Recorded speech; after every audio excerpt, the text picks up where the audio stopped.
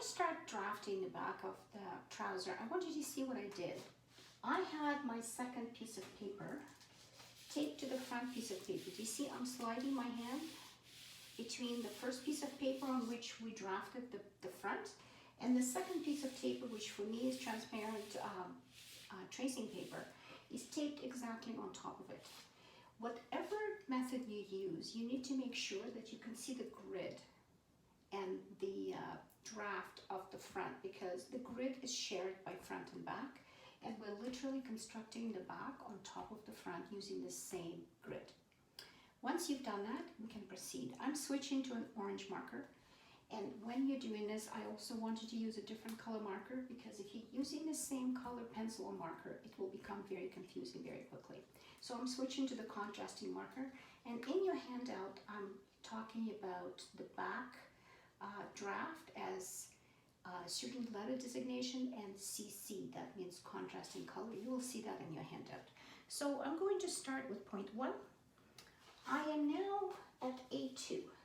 A2 is the tip of the side of the waist that I raised by ½ an inch from the original waistline, and this is where I'm going to start my draft of the back.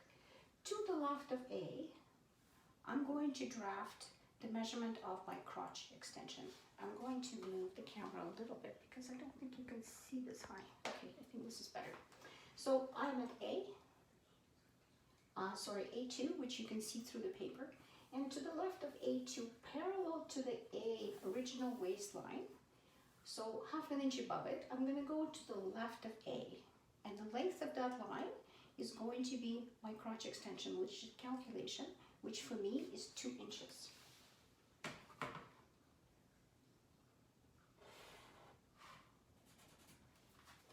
The point that I just made is now called A in contrasting color, because this is the beginning of our draft for the back. This is A. Okay. Now I am moving to D, which is the knee line, and I'm going to measure the width of my pant at the back, at the knee.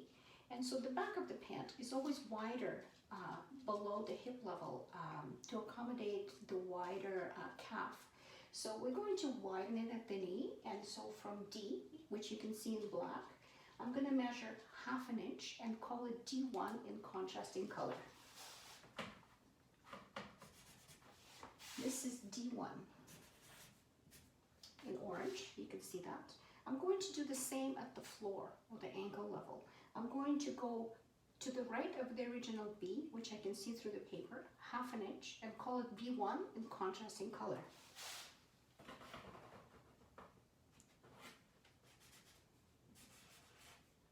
So I now have A, which is the beginning of my pant. I have the knee level, which is D1 in contrasting color. And I have B1 at the floor level, which is the floor in contrasting color. We have now finished point number 1. We finished point number 2. And we finished point number 3. I am going to connect A in contrasting color to D1 in contrasting color to begin construction of the outer side seam. So I'm putting my ruler at A and D1 in contrasting colors, and I'm drawing a straight line. Just connecting them like this. I think you should be able to see orange. I'm just going to mark that I finished point number 4. And I'm going to connect D1 in contrasting color to B1 in contrasting color with a straight line using my ruler.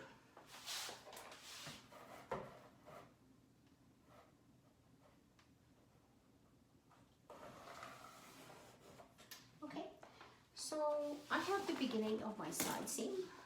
I have the point at the waist at the side, connected to the knee, connected to the floor or ankle. Okay, I'm just going to mark that we finished point number 5. Okay, I am now at A in contrasting color, and I'm going to measure the rest of the side dart and tape. Do you remember the side has, I think it has 3/4 of an inch in total, so half of that is 3/8.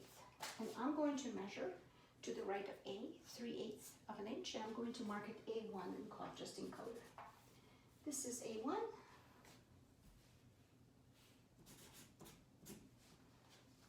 And A1 does not have to be raised because I already raised it when I went from to the right of A2.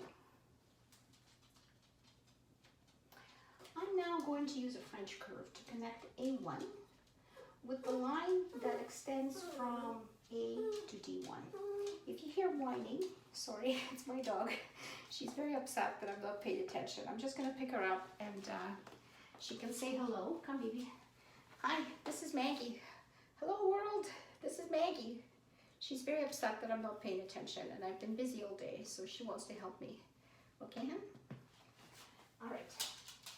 So, after the dog interruption, I'm going to put my French curve to where it can join A1 to the A in contrasting color to D in contrasting color line, somewhere along that line. And for me, it's going to be very short because I don't have a very curvy hip. Somewhere it's going to show you where is a smooth curve to join that line. And I just found it. Do you see? This is mine. I will take detailed photographs and close-ups because I don't think you can see very well what I'm doing here now. Okay, so we finished point number 7. And what happens if your thigh is wider than your hip? Because remember, for most people, the hip line is E. It's right here.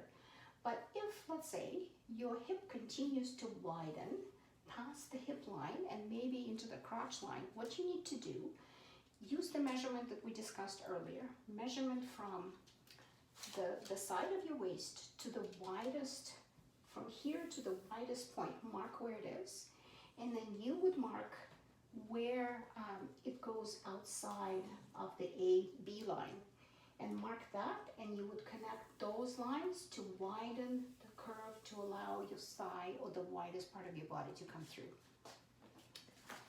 So now we're going to build the crotch extension. We have C1 to C2 in black for the front, but the back needs more room because in the front, women are fairly flat. In the back, we have our buttocks, which require more space. So we're going to double the space. So whatever the calculation for you is, from C1 to C2, we're going to double it. So for me, it's 2 inches. So starting at C1, which we can see in black, I'm going to go to the right and I'm going to mark 4 inches. So you would double your crotch extension calculation.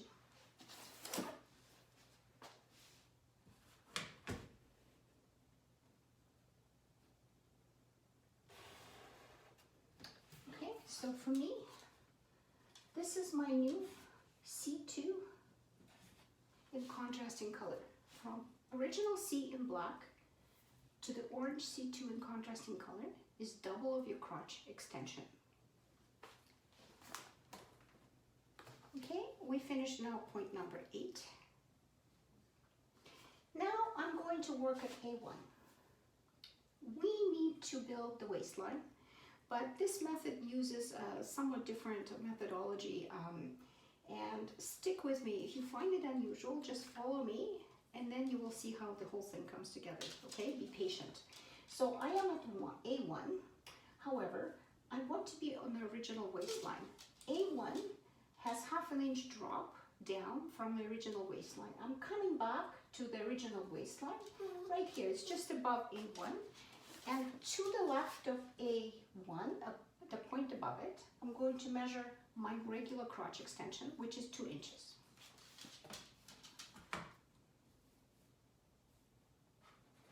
Okay, and I put a point, hopefully you can see that.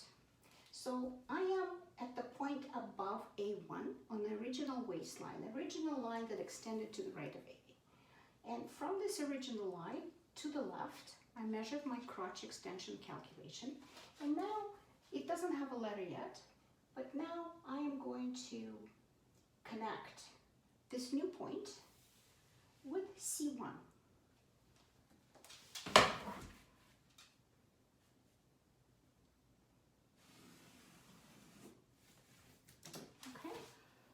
So we have a straight line connecting the original C1 in black the contrasting line.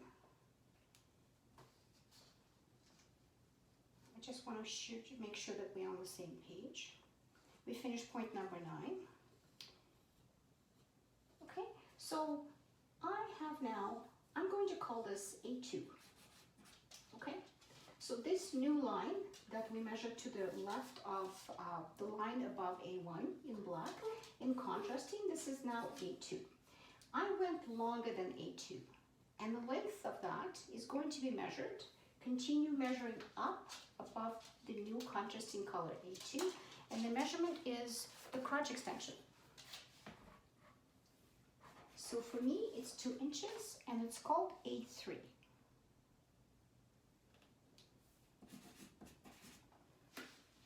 Oops, it's called A3. I'm now going to work on connecting and building a new waistline.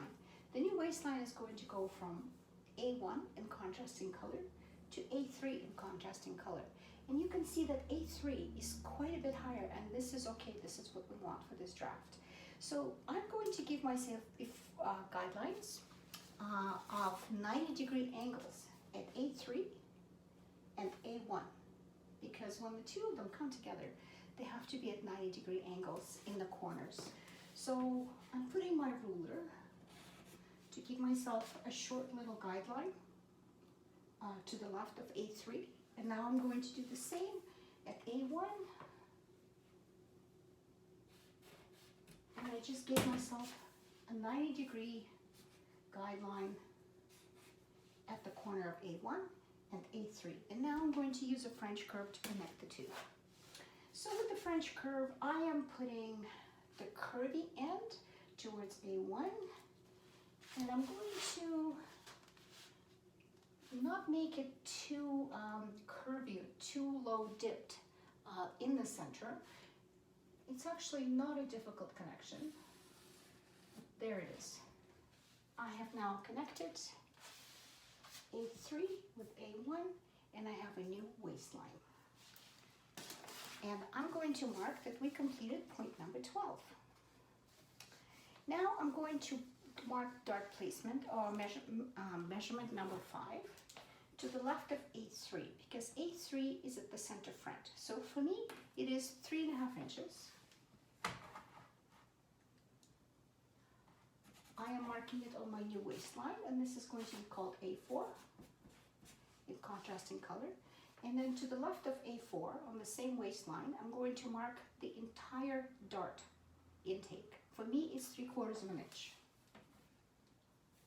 There it is. I have marked it A5. Now I'm going to find the center between A5 and A4, and I will put my ruler at 90-degree angle to the new waistline, and I will draw a line of 5.5 inches. Okay, this is my A6. Okay, and now I'm going to connect A6 with A5 and A6 with A4 to create a dart.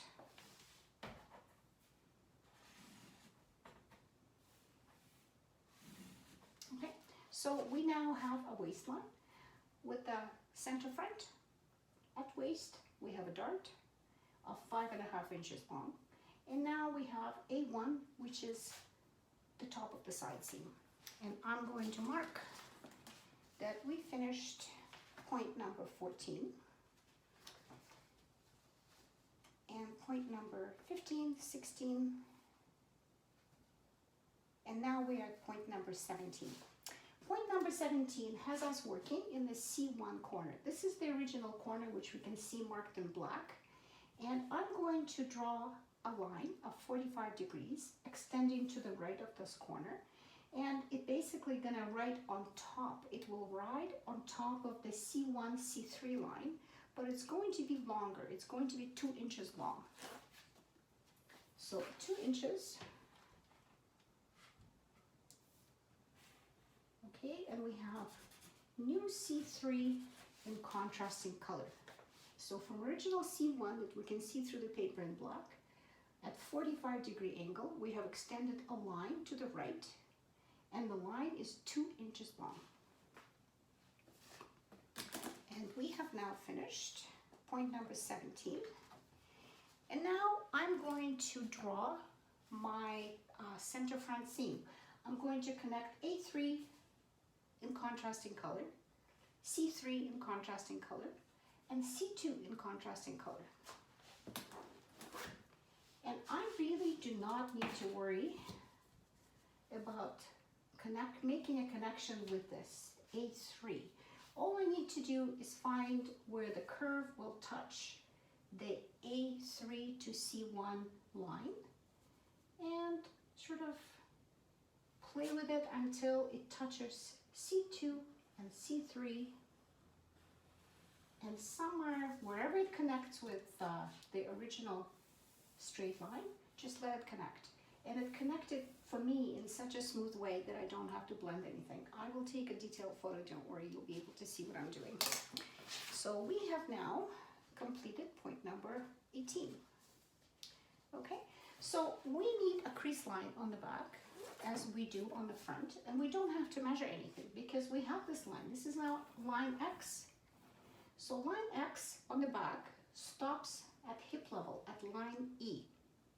Okay, so I'm going to start it at line E, and I'm going to draw it on top of the crease line from the front, and I'm going to extend it all the way to the floor.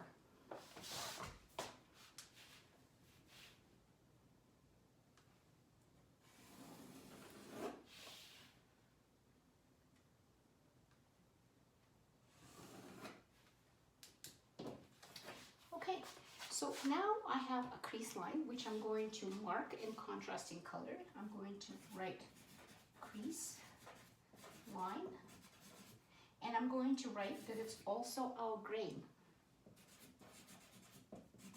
This is grain, and I'm going to mark it with arrows as we always do to indicate this is grain. And we finished point number 19. Okay, and so I need to mark the other side for the width of my pant. So I'm going to measure D1 in contrasting color to the crease line in contrasting color. For me, it is 6 inches exactly. And I'm going to measure this measurement, which is 6 inches, to the right of crease line in contrasting color.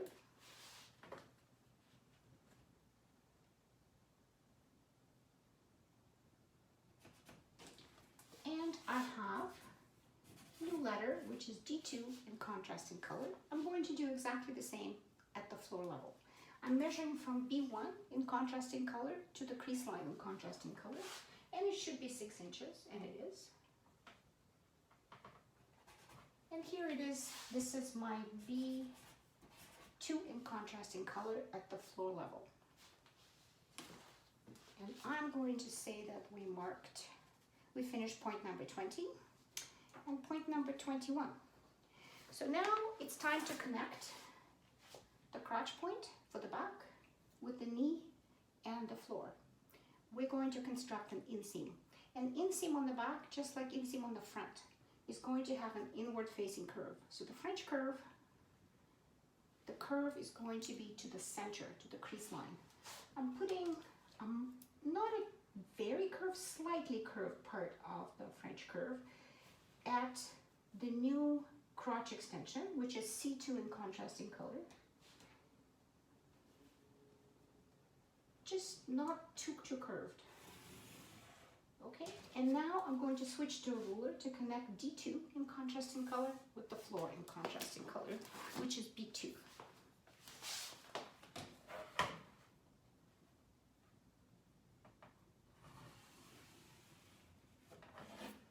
Okay, I'm going to take a look at the line, and I think I'm going to blend it a little bit. It's a little bit of a corner here, so I'm just going to give it a nice smooth curve. Okay, so we have finished point number 22 and point number 23, and now all I have to do is I have to draw a floor or the hem level at the bottom. I'm going to connect B1 in contrasting color to B2 in contrasting color, because eventually I'm going to take off the top paper from the bottom paper, and if I don't mark it, I'm going to lose it.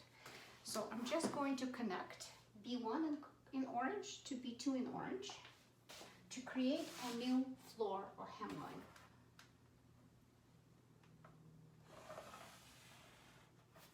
Okay, and I have already blended all seams and there's nothing left for me to do.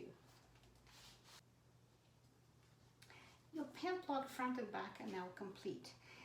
Please follow the instructions in your handout, which you can find on Blackboard under Documents, on completion of the block and completion of the pattern and preparing muslin for fitting.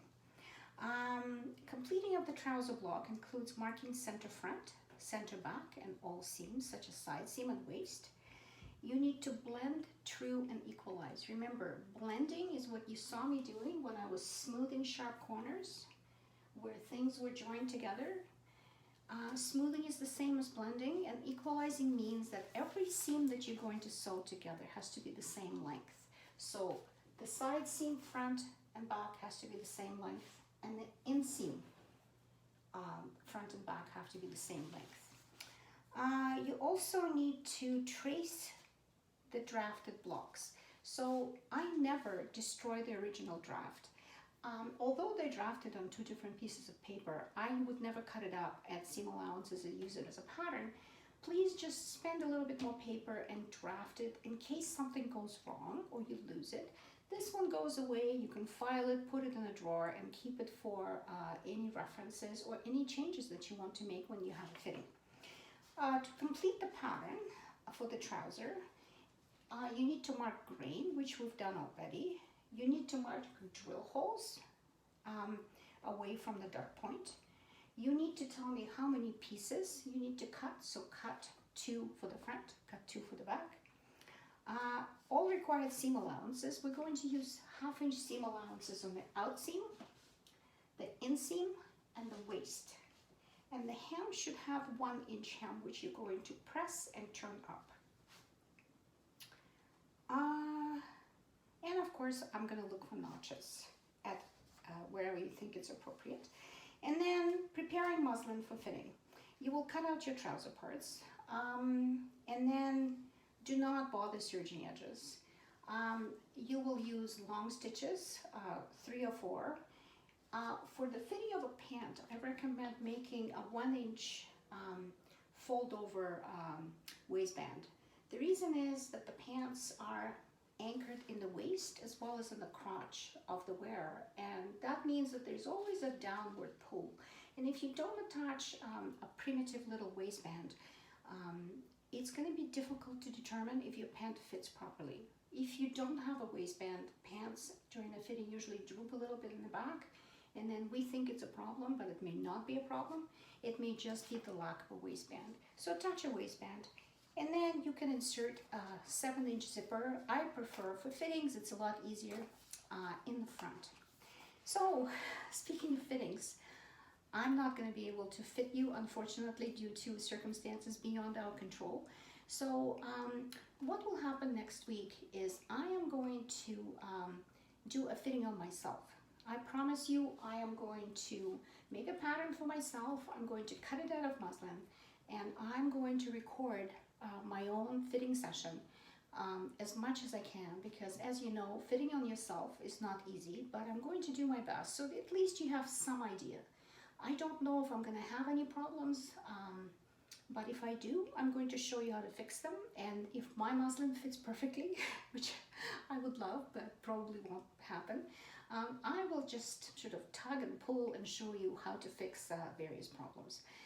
So next week, the video of me fitting myself in the muslin will be posted on Thursday by 9 a.m. And if you need to ask me questions, please watch for announcements on Blackboard. I posted times when I'm going to be available during our class time from 7 to 10 every Thursday until the end of semester. I will be checking my email every half hour. But you can also reach me outside of those hours. You can send me an email. I usually check my Seneca email several times a day now. So if you have any questions, please send me your email. How I'm going to mark your homework. We're waiting for guidance from the college on whether your homework will be marked or whether we're going to base your grade on the homework you already submitted. I do not have the answer to that yet, but please stay tuned to the updated addendum, which will be posted on Blackboard in documents. And I will also put an announcement when I have guidance from the college on how to grade your work. So have fun with this. Let me know if I can help in any way. Take care.